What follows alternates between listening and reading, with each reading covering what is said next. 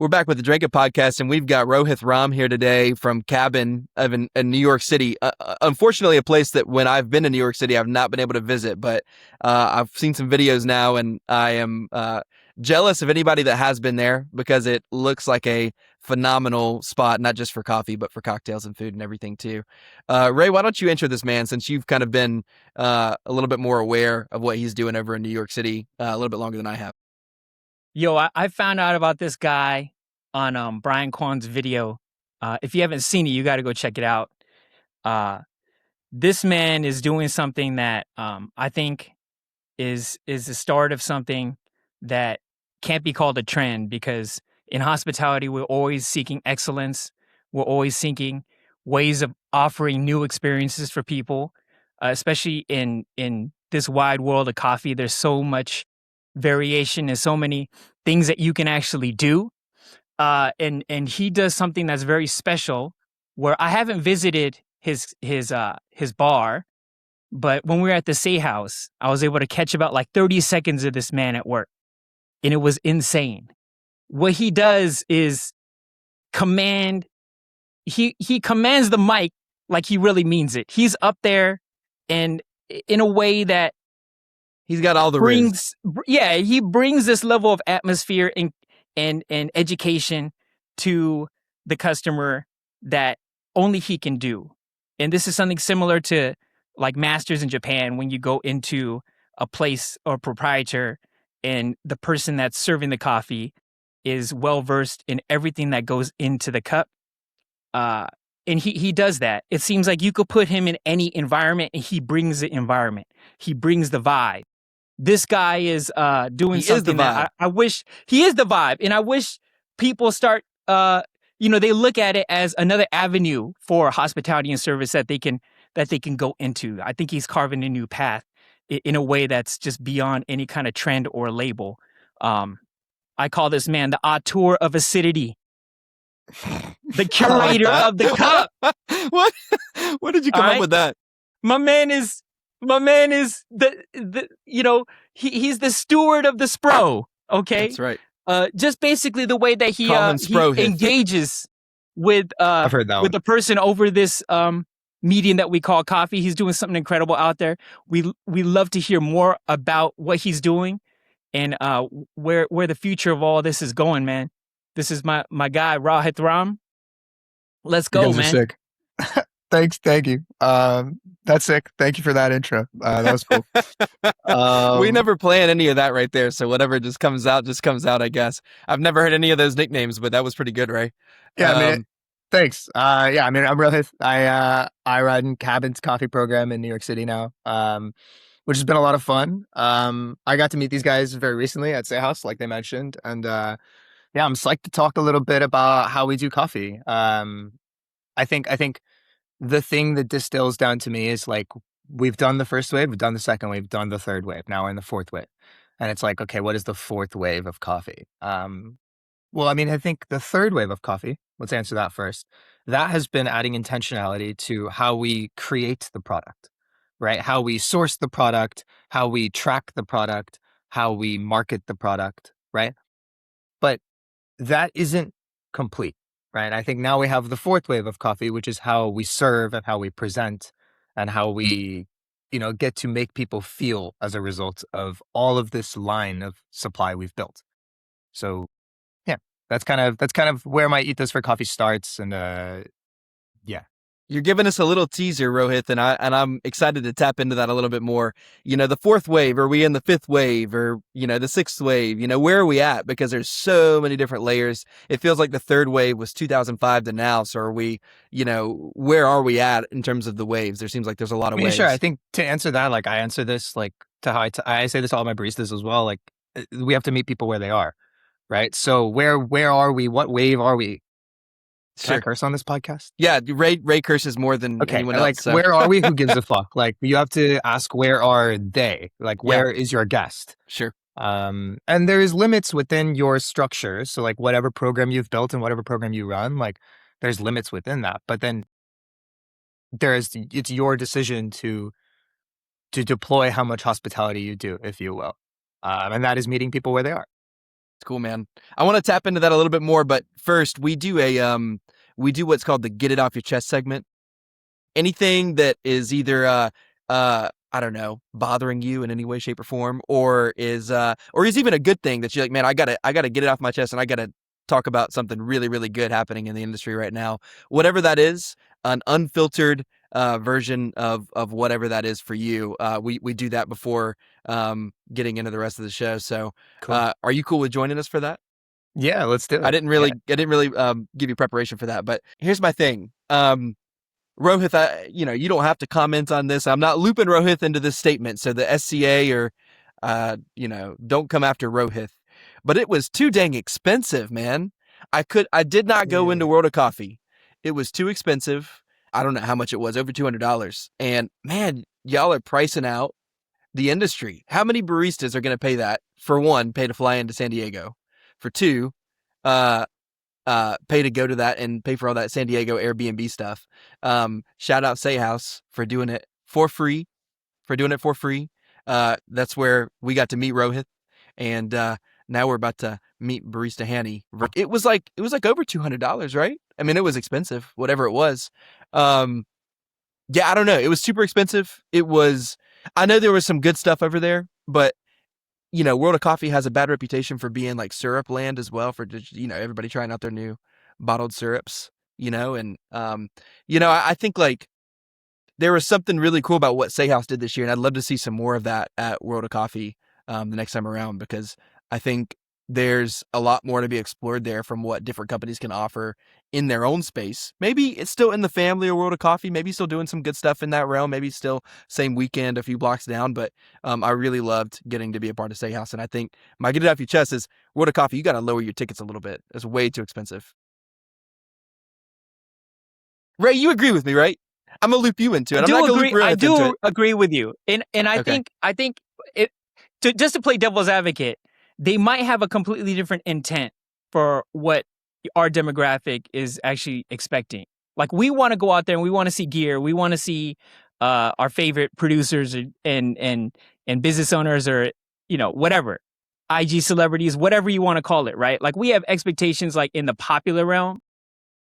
But it's possible that like all of their sponsors, everyone who actually makes the thing run, is the Monies in the syrups of the world and the styrofoam people. You know what I mean? I guess so, man. And so like, I think there is nuance here. There's a lot of nuance here.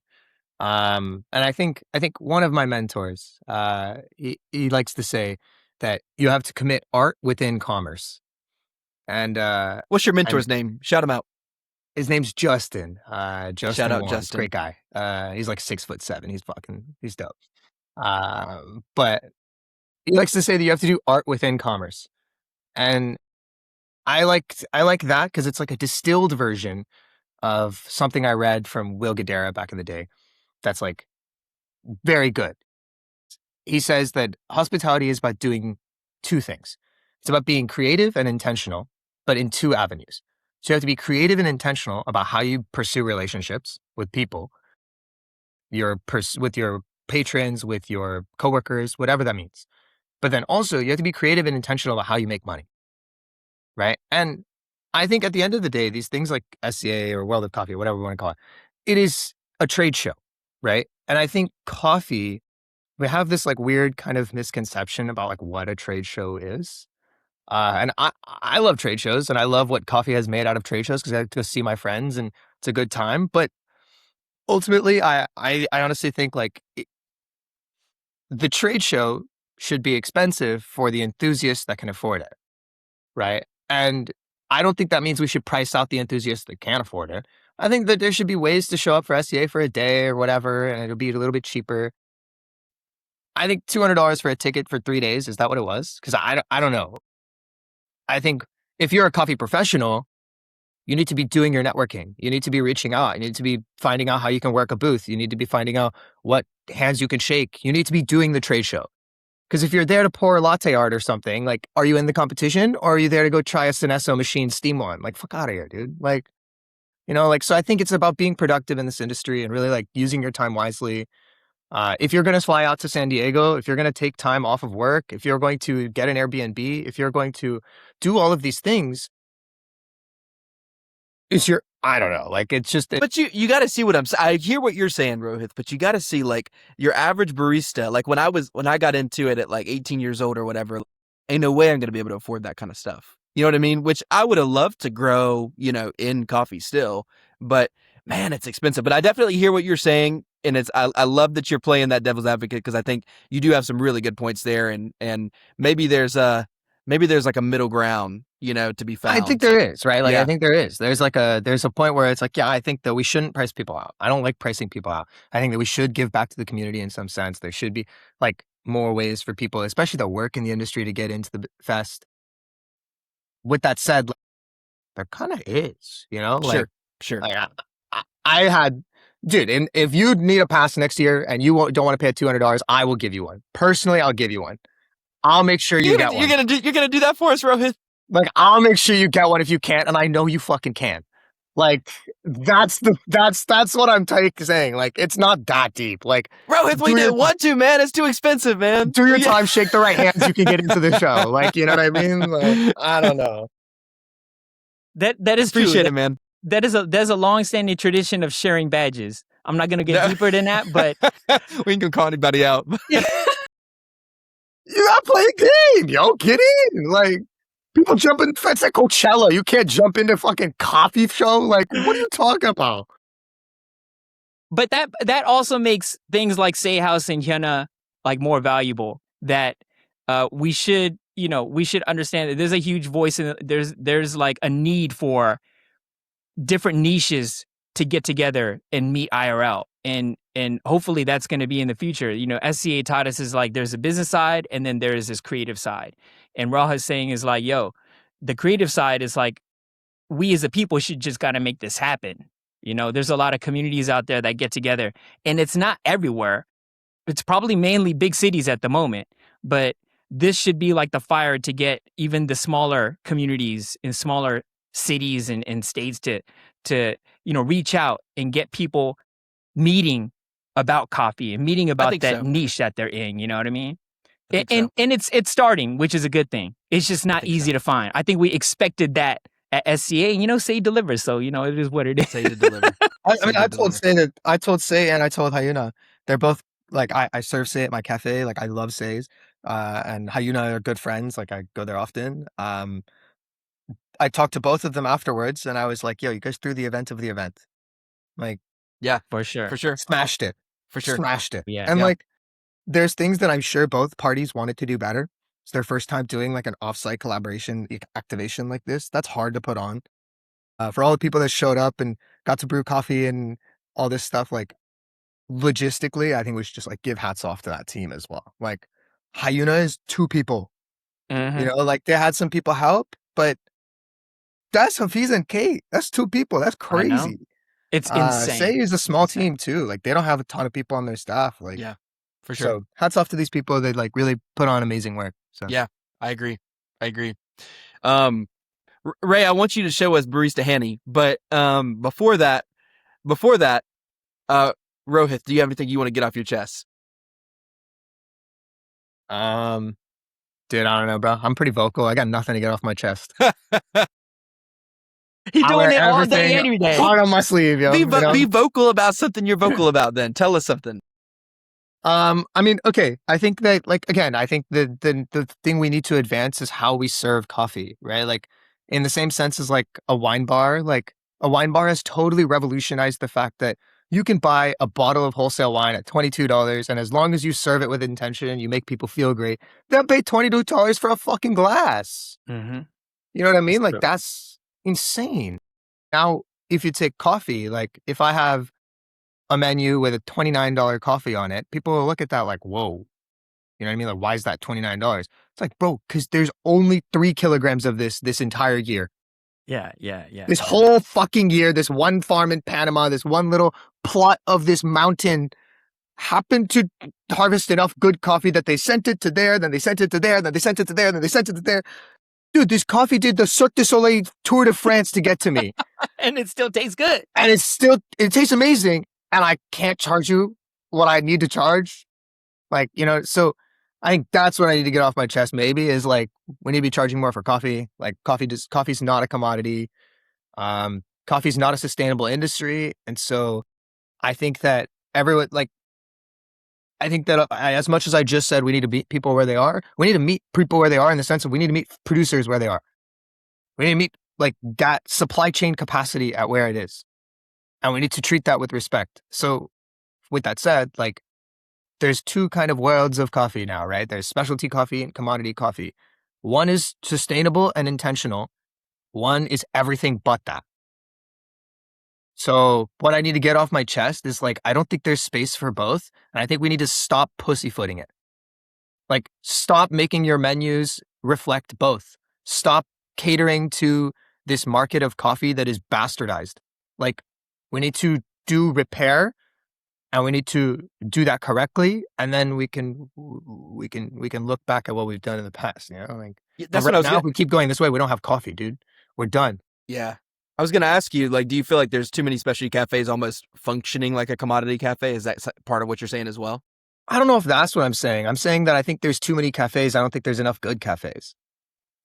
And I think that people say this often. They're like, oh, coffee's oversaturated. No, it's not. It is, but it's not, right? Like we have too many garbage coffee places that are bad actors. We don't have enough good coffee shops at all. Like I'm in New York City, one of the primary markets of the world. And there's not enough good coffee shops here. Every time a new one opens, like people are like, oh shit, let's go check that out. Everyone's there the next day. Because it's that active still. Yeah. Amen. Ray, show us barista This handing. kind of leads me to my get it off your chest too, though. Show us barista handing. This kind of leads into and you know what? I really want Rohith's take on Stay this. hydrated. Man.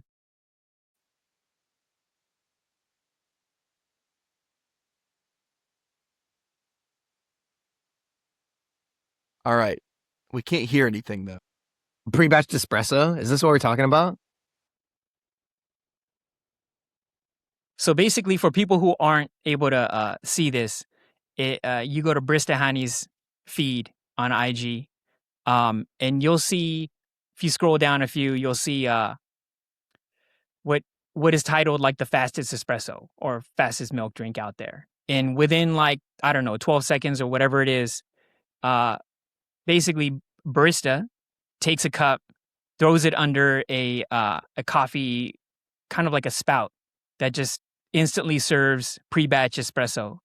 And then he proceeds to move over to this like a milk machine that just shoots out foam, and he swirls it so it just gets some kind of like mixture up in there, and then puts a lid on it and just hands it like within 15 seconds.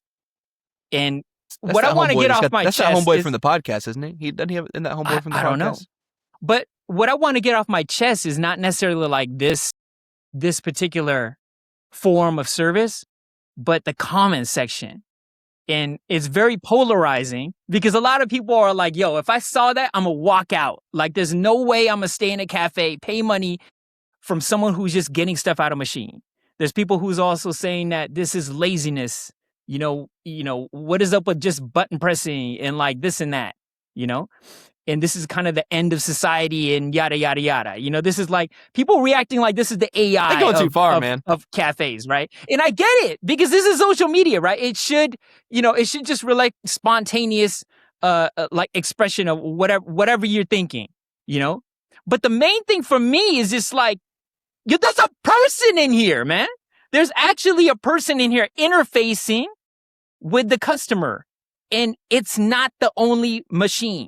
They have an espresso machine in there that could probably pull shots and has a steam wand.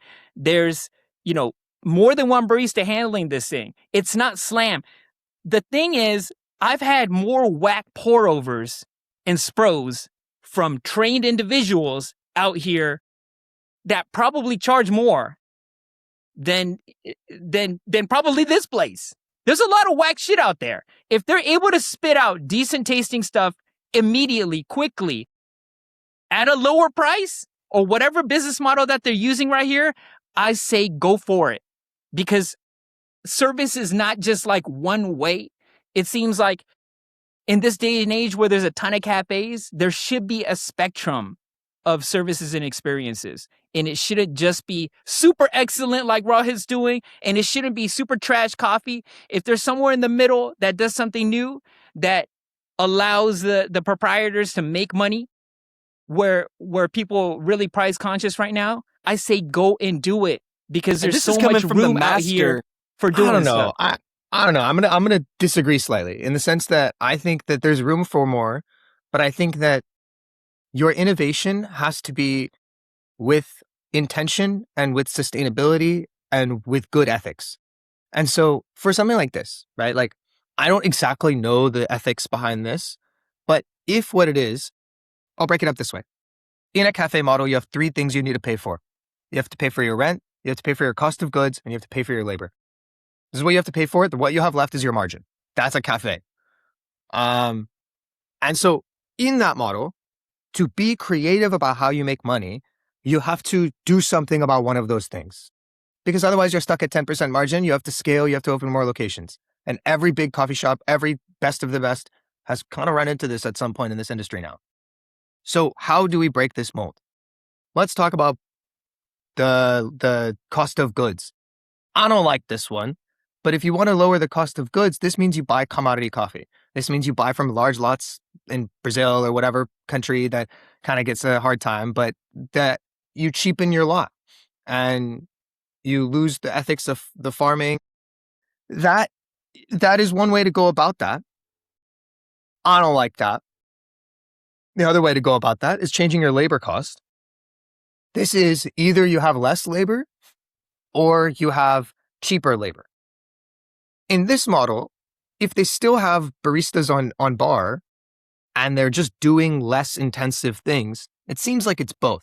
It seems like they're trying to do less labor and cheaper labor.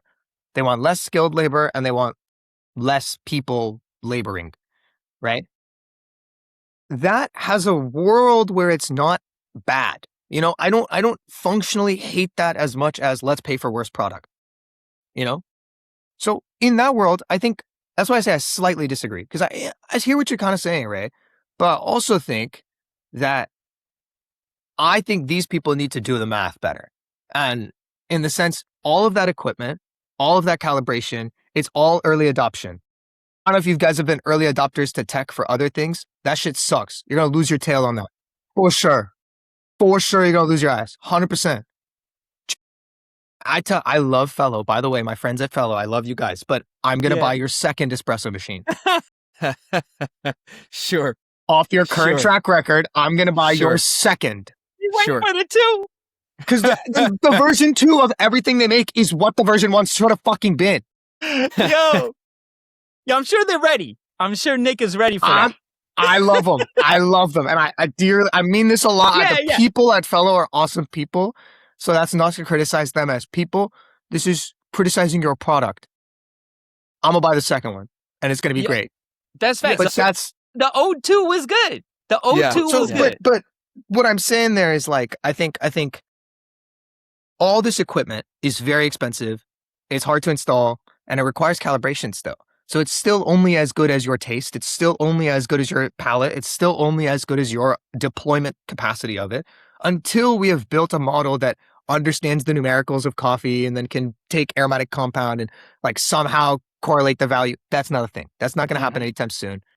So that's where it's like kind of confusing to me, where it's like an espresso machine is already a high maintenance individual piece of equipment.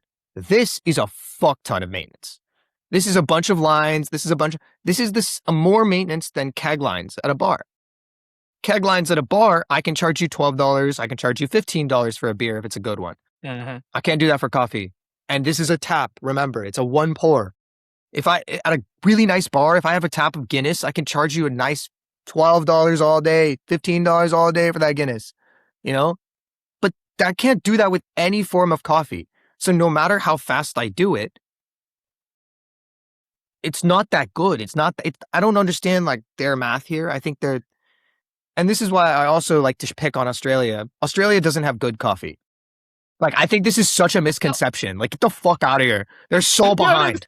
This man just get it off his chest. Yo, they're so behind. You said you didn't have anything to get off your chest, man. And then you come out and say, Australia. No, that's No, I you mean, gotta listen, gotta get me prompting. I guess that's what it is. You got me get me shooting. But Australia has the most average coffee in the world. They have the best average coffee, I will say. Yo, You know, like you're not gonna find a lot of shit coffee in Australia. But Aussies have this mad, wild, stupid conception when they come to America that they know coffee. Guys, Yeah. like we know that there's some bad places out there, but don't walk into my cafe and tell me how to make a flat white, okay? Like, yo. I'll show you how to Ro- make a magic. Like, Rohit knows how to make a flat white. That is the takeaway here. Rohit knows how to make a flat white. Do not question it. no. I just think the Aussies need to level up. Name 10 roasteries in Australia that are sourcing quality 85, 90 point coffee. Name them. Artificer is a good one. Shout out Artificer. I don't know if I'm pronouncing the name right actually, but Yo, bro said 10 though. I can name 10 in Manhattan. Like, Yeah. and then you can't roast in Manhattan. Like, that's, sure. you know what I mean? Yeah. Like, they're Manhattan-based roasters with Manhattan on their PO box, and they can't roast in Manhattan. They have to roast in a short space in Brooklyn, and there's still more out here. Yo, so So- I know all the Aussies are asking, when's the last time you've been to Australia, man? I've never been to Australia. Rohit, There's a Rowan. motherfucking New Yorker out here. There's a New Yorker out here, yo. I love Fuck, it. I gotta go there for. Well, I gotta see. Crazy. oh goodness gracious, we got to get into this podcast, man. Let's do it. Rohit, you do Ray. Unless you need to say anything else about Done, Barista bro. Henny and his video. We can just shut it down already, but yo, just go with it. You do coffee very differently, and when we going back and watching BQ's video, kind of trying to understand a little bit more about you, it's very apparent that you are trying to do coffee differently. You talked about reclaiming. Did you say reclaiming third wave coffee, something like that, in your space, and really trying to show people that coffee can be something very different? You've kind of already touched on that, and you kind of teased us a little bit at the beginning, talking about, fourth wave and things like that. And can you just tell us why this is important to you? Like in 2026, why is this important to you to do coffee differently and show people that coffee can be a lot of different things? Yeah. So, I mean, I think it's two kind of different ways, right? Like the first way is the money sense. Like we'll talk about the pragmatic element of it. The pragmatic element of it is the part that I didn't mention, where it's like, yeah, you can fuck up the labor costs. You can destroy your cost of goods, or you can be creative about how you pay rent. And being creative about how you pay rent, to me, means a dual concept space.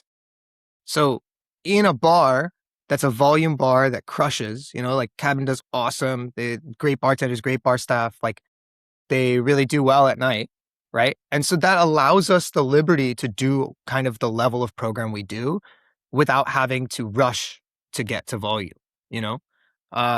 So while Cabin, like I'm very proud of the coffee program we've built. It doesn't make a lot of money. You know what I mean? It can, and it will, but that's not how you can build something in coffee yet, right? Like, so for me, being creative about that is about unlocking the rent component. That's the one part of it. That's why it's important to me to do coffee in these settings. The other part of that is I think it feels better. Like there's only one service model for every other service, right? Like coffee's the only one where you walk up, you order at basically a kiosk, and I'm like, hey, what can I do for you? Great. Awesome. You want oat milk? Cool. Vanilla? Great. You can stand at that corner, fuck off for 10 minutes. I'll call your name when it's ready. Yeah. If I even asked for your name in the first That's place. not service. That's not hospitality. You know what I mean? Like we could have just been a kiosk. This is like a fucking Keurig machine. Like I get why people go to those things. And then you have to ask for a tip, which is like, really, I get it. That's insulting, And it's a system of a larger issue, but like within that, what we can also do is now treat coffee the way that we treat everything else. So even if you're going to go at my bar, when you come in to the space, we ask you immediately, hey, how's it going? Like, what are we doing for you today? We're doing coffee, drinks, what do you need? Like immediately prompting what are they here for, right? And then if they're here to settle down, it's like, oh, like we're here to grab a drink. It's like, amazing. Get them settled in because they will spend money. They're here to spend money. Don't take their money. Get them settled. Why would we, if they're holding a bag and a suitcase or whatever, why would it be like, hey, what kind of coffee can I get you? Instead, hey, there's a coat rack in the corner right here. Please set your stuff down, find your seats. You can come back up to the counter. Can I get you some water real quick? Yeah, for sure. For sure. Right? Like that level of service is very important to me. And it nets positively as well. It feels better for everybody involved. I've got 2 follow-up questions to that. I know you had when you left coffee the first time, I guess when you left where you formerly worked for in coffee and you went into the fine dining world, the bar world, things like that. Is that really where that became more important to you? Like, was it being in that atmosphere where that started to become more important to you? Or was it already important to you when you were in coffee and you're like, what the heck are we doing? Why are we not doing more of this hospitality kind of stuff? I think it began to be important to me when I was already first in coffee. Like even I'm from Texas, actually. So like even though I kind of love New York, I'll never leave. I feel like that scene in The Wolf of Wall Street where Leo stands up and he's like, I'm not fucking leaving. You know, like that's how I feel about this city. But yeah, like when I was in Texas and doing coffee there, like I kind of thought about it. And Texas is even more like churn, burn, no specialty. There's some now, but where in Texas were you at? I was in Dallas. Nice. Yeah, shout out to Native, a great coffee shop. But yeah, like then I think when I moved to New York and I was initially doing coffee here, like it was beginning to be important to me. But really when I worked at La Cabra, that was like my longest stint of coffee.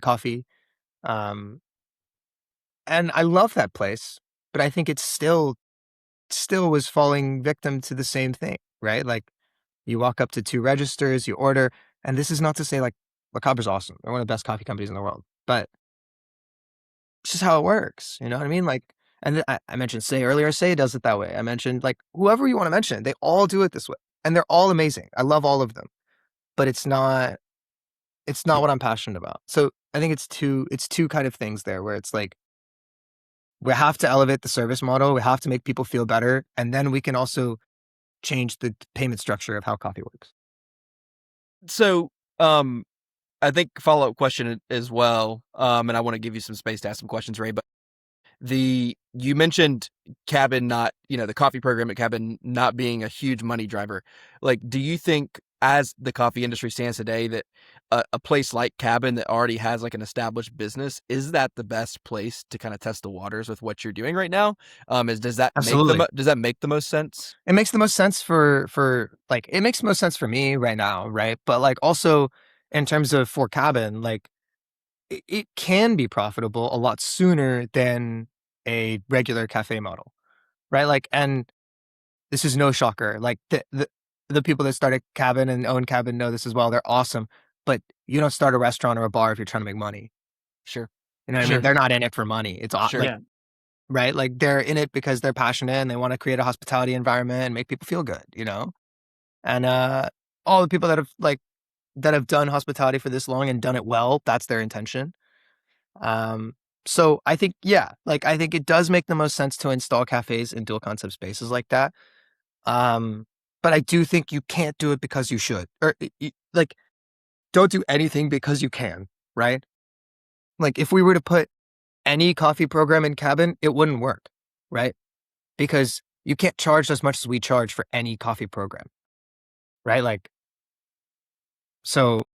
Do you think to justify like some of those prices that you are charging with some of the things do you think it almost has to have the hospitality forward kind of service that you're providing? Yeah. I mean, have you guys heard of Now and Then? Yes, I know. Yeah. Now I know those, I mean, Davey's a legend. I love Davey. And I was inspired by Now and Then as well. And did you ever get to visit? I didn't. I wish I could have, but I mean, it's just like what they were doing was really amazing, right? And it's like, I think if you look at what their complaints was, it's like, it's kind of expensive, right? But it's like, they had to be expensive, one, because of the way that business worked. But imagine that Now and Then wasn't a pop-up, right? And it was actually owned by that group. right?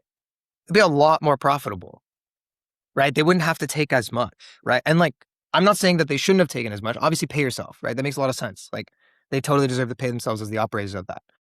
But within that, like, if it was something that was done natively and not a pop up, it would be a lot easier to finance. Yeah. Yeah.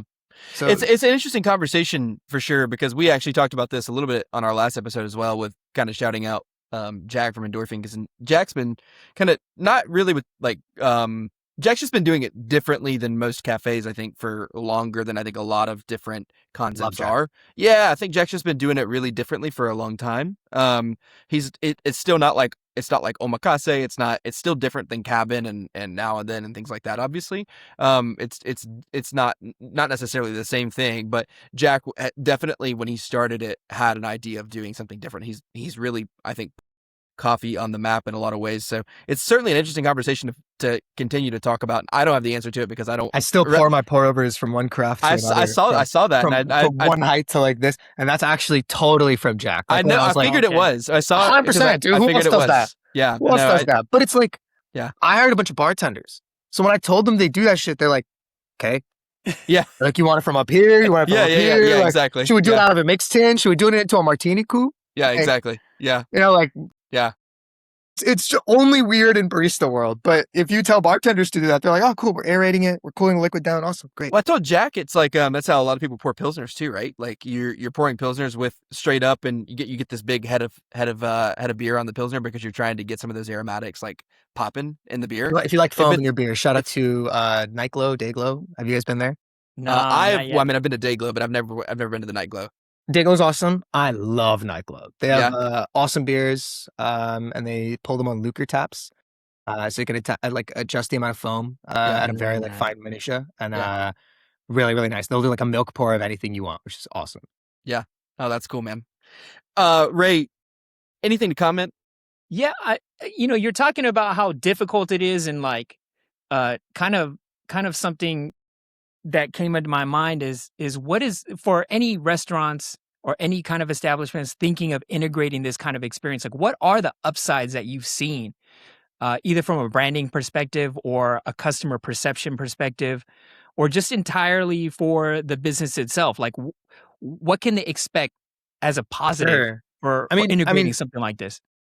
Like, for example, even in terms of like reviews, right? Like, it's hard to get all good reviews, especially when you're a volume concept, right? So when you're doing like 500 tickets a night, right? Like, some people are going to be upset. That's just how this world works. You know what I mean? Like, you want to touch every table and you want to make sure every interaction is positive, but some people are going to be bitter. Maybe they had a bad day, you know? If their drink came out 3 minutes later and they had a bad experience because of that, like, if we did all we could within the systems and tools we're given, I'm happy, you know? Like, the team's happy, right? And so with that said, when you run a smaller service and you run a more like intentional model on one side, then you have the opportunity to level up your clout, if you will, based on the principle of that, but still make money. So I like to reference Sip and Guzzle. They literally just won #1 bar in North America. Amazing bar. They were like number 5 or 6 on the list last year. So like, they've been awesome. But the people that started that bar are also legendary. So like, people knew they were going to be amazing, right? But that's a really cool concept where it's Guzzle upstairs, volume concept, super, super nice, like drinks still, but it's like they're pumping, you know what I mean? They're moving. And you'll see the bartenders are like smiling, having fun, like laughing. They're like free pouring, double shaking, like doing all this stuff, right? It feels like a fun not dive, but like a fun neighborhood bar, but it's very high level concepts and very high level drinks. Downstairs is Sip, where it's like ultra articulate techniques, like everything is leveled up to 11, like they're using cobbler shakers, you know, like if you sit at the bar and you order a drink, they'll place all your bottles in front of you and then make your drink. Like, that level of performance, right? It's definitely less profitable. I haven't done the math myself, but it's like, I've sat at a table there myself for an hour and a half, you know? And they're very like good about their turns, and it's a very awesome team. So like, they probably do make enough, but like, on Guzzle's churning, right? So it's that balance. And like, so I think for the places that you mentioned that like might want to do this, I think it's an opportunity to do like coffee, which is a specialty product at a very high level. And it's like, what do you need? You need the right operators, right? Like, but you also need the right equipment.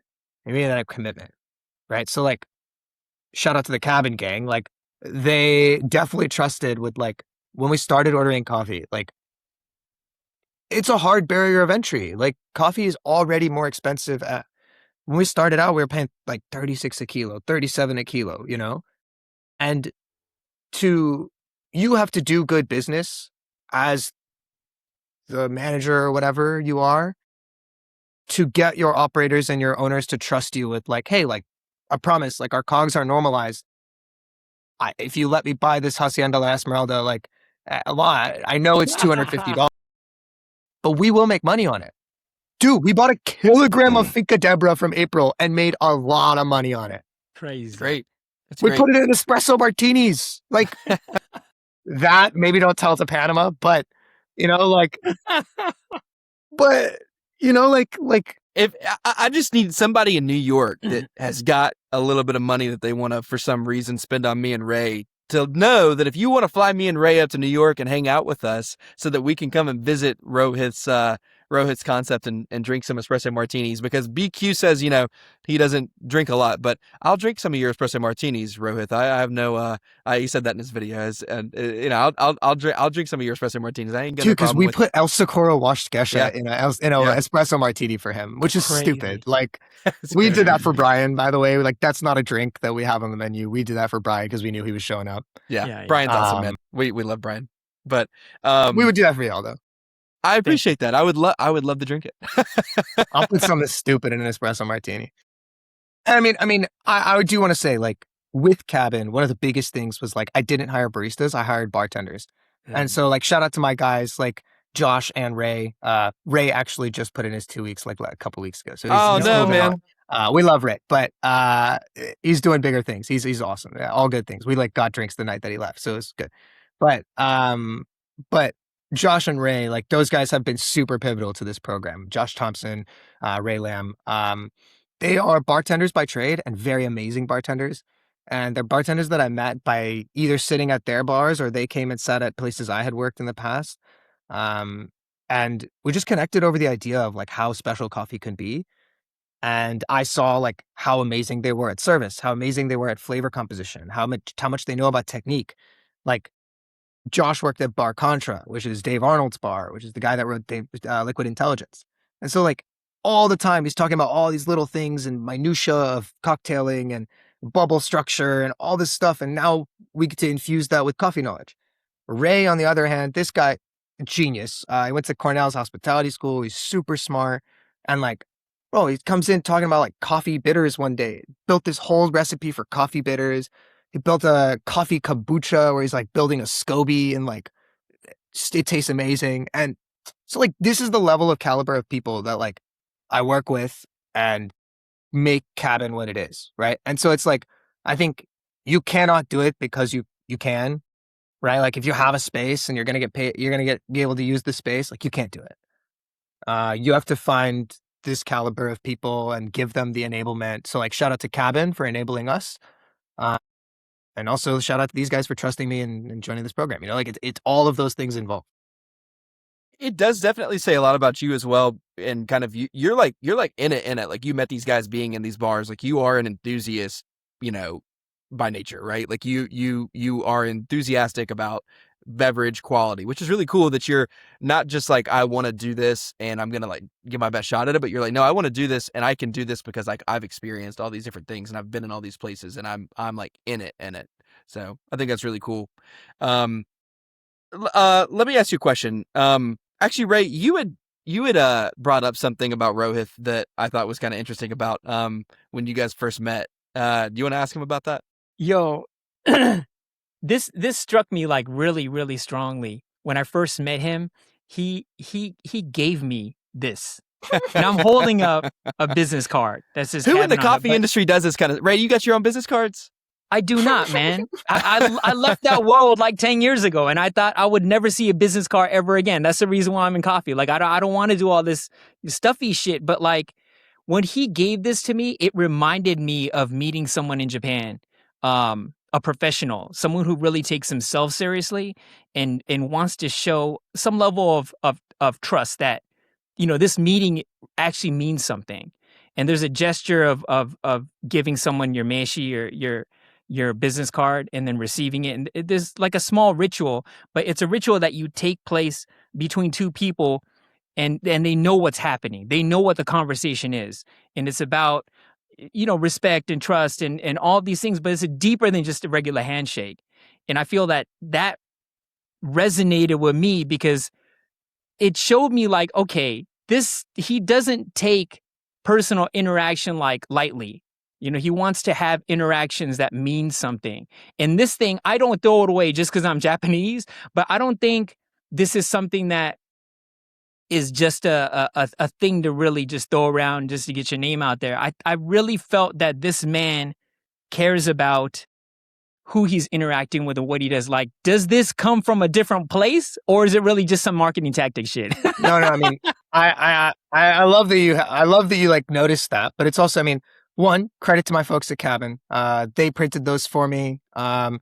The owner of Cabin, Alex, she's awesome. She went to Wharton, dude. So, like, she's like very good at business. You know what I mean? Like, so I think it's partially that. It's like I work for people who, while they are not necessarily like hospitality veterans, they understand business at a very high level, have immensely powerful networks. Like, they understand how to meet and connect with people and get them passionate about what you're passionate about, So I think that's very valuable. So that's part of it. I mean, they printed these cards for me and were like, hey, like, this is valuable for you to have, like, as the cafe director. And I was like, awesome, great. But I think also it's about being intentional with your relationships, right? Like, I mentioned that very early, but like when you print business cards, for example, for me, I got 100 of them printed, So I've had them for a bit now. So when I brought them to San Diego, I had about 15, So it's one of those things where it's like, this is a trade show. What are we here to do? We're here to network, right? That has like a sleazy fucking connotation because people think this is Blackstone. We don't work for Blackstone. You know what I mean? Yeah. Like we or BlackRock or whatever. Black We Rock. work in the coffee industry. Networking just means saying hi to your friends, guys. Like, get over it. Like, but with that said, like, you have to be intentional about how you network. It's a massive show floor. It's a massive city. It's a 3-day event, which seems like a lot, but it's not. Like, you have finite amount of time to connect with people. You need to make you need to do as much as you can to make those points relevant, right? And I think this is like, you need to activate more than just tools like business cards. Like, I have a LinkedIn. I'm very active on LinkedIn in terms of like relative to like Coffee World, right? Like, you don't really need to be on LinkedIn for Coffee World, but it's helped, like I've gotten real opportunities out of that. And then Instagram. I think a lot of people fuck around on Instagram and forget that Instagram is the closest thing we have to LinkedIn in this industry. So, like, I don't know, be a little smart, like, even more so than just like, yeah, this is your digital footprint. Like, no, like, this is your professional footprint. Yeah. Well, and Rohith, I think it's really a really interesting thought because, something I was curious about when I was thinking through, what you're doing is there's a lot of things that you're trying to take from outside influences and bring them into the industry. And it feels like some of the things that the coffee industry could be doing is really reaching towards not even just other hospitality industries like the restaurant world and like the bar world, but I mean, even from the business world. Like, why do we sometimes just not even approach it like a business, right? Like, we are doing business, and that's I think it's a really interesting thing that you do there and how you think through some of these things, because you're right. We are in the business world, and to some degree, whether you want to admit that or not, you are doing business, and money is exchanged in how you're providing services. I love what you're doing. Let's do a little rapid fire section real quick, if you're cool with that. Are you cool with doing a little rapid fire section? Let's do it. Cool. Let's do it. Ray, you got the questions? I do, man. I can start with the first one if you want me to. Go for it. Ray, you got a nice microphone, dude. Your voice is very calming. Thank you, sir. Ray's got a lot of nice things. I do whatever I need to help me Yeah, out, nice man. microphone and a nice voice. He's got a nice laugh. It's got a very iconic It's Yo, look. let's get on to the segment, yo. I need none of this glazing, bro. All right. All right, Rohith. We call this a spit it out your mouth, as in like you're cupping and you spit it out your mouth. Get it off my chest, spit it off my mouth. What the fuck is this? Yo. We ain't drinking it right now. We spitting out our mouth. Roast profile, Nordic or ultralight? There's light and there's incorrect.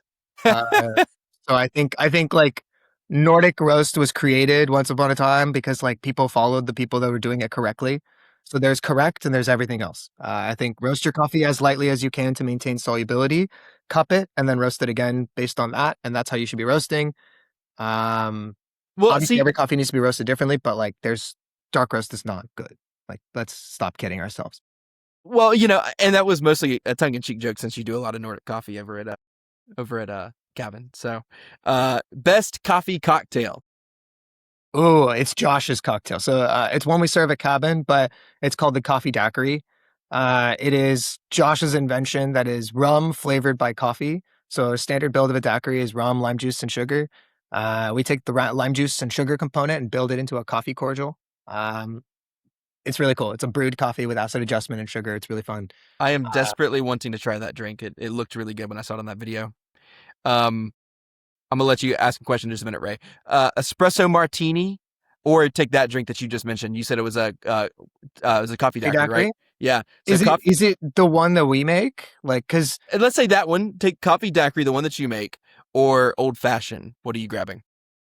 Coffee dac all day. Like I'm not a spirit forward guy. Like I'm like a fun drink guy. Like I love bubbles, Sure. I love juice bubbles.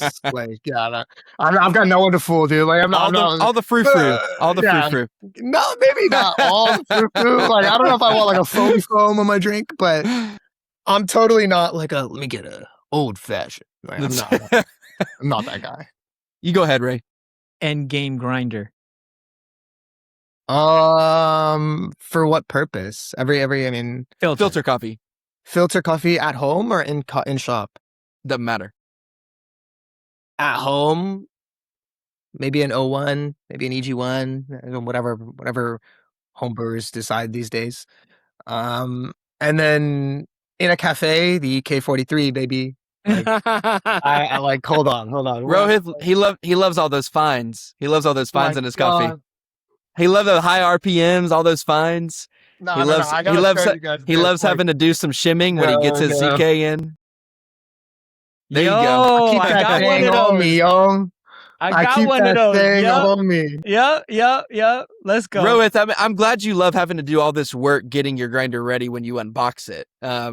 It's we don't have an EK at Cabin, by the way. I'm just joking.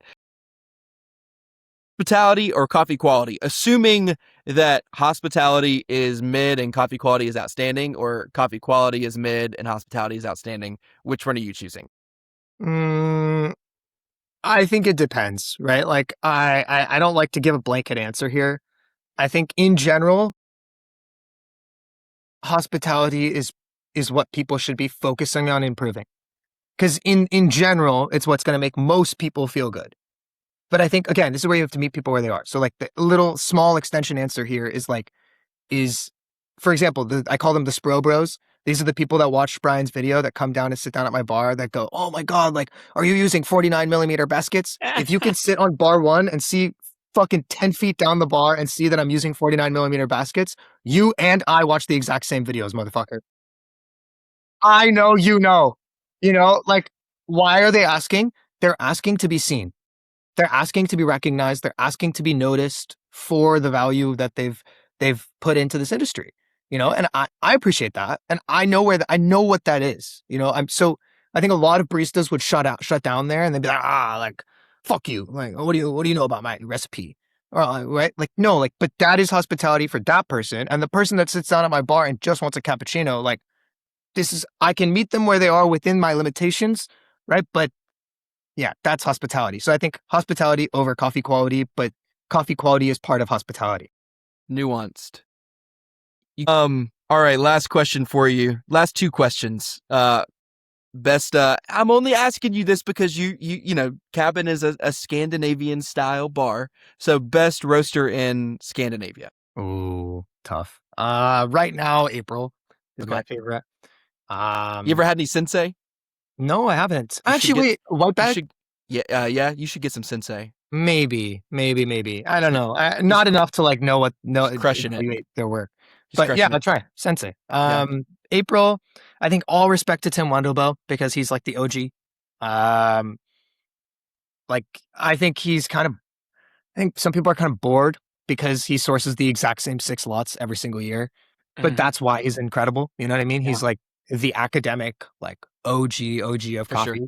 For So sure. lots of respect to Tim Wendelbo. Apparently he's like 6'5". Fun fact. Same thing with James Hoffman. Apparently also 6'5". Ray is also 6'5". If the listener Yo, didn't Ray's know. tall, yo. I didn't expect Ray to Mine be is so tall. mine is like 9, but yeah, whatever. No, I was gonna play with it, honestly. Yeah, but April, Tim Wendelbo, and then La Cabra, obviously, like I love La Cabra. I owe them a lot for like where I am in the industry now. So Sure. yeah, shout out La Good Cabra. answer. Yeah, you gotta, you know, he's a politician. He's got to slide that La Cabra in at the very end as well. All right, last question. You go. Question number 24 on there, Ray. Co-ferment or no ferment? I think I'll put it this way. I just designed a tasting menu. We do a tasting menu on Saturday, every Saturday at Cabin. 2 bookings on Sound Resi. 8 seats, flat seat. And the last one that I designed was called the Study in Process. So I served 4 courses, 4 different ways of serving coffee, but each one was even more fermented. And I have the little model of the bean, you know, so it's like you get to show people the fermentation process behind coffee. And then the last course was a note card, like an index card that I printed out. And one side was my philosophy on why I don't serve co-ferments. And the other side was a vacuum sealed bag of 20 grams of a co-ferment that said brewing instructions and said, you can use this on your home grinder, not mine. Love you guys. Mic drop. Rohit, thanks so much for coming on the show, man. Listener, go and follow Rohit on Instagram. We'll link your profile in the show notes, and go and check out Cabin if you're in NYC. Get some coffee, get some good coffee cocktails, get some good food. I was checking out the menu. It looks like the food's really good too. So Marco kills it. yeah, go and check it out. Rohit, thanks so much, man. Thank you guys. Thank you I so much, appreciate man. this fun conversation.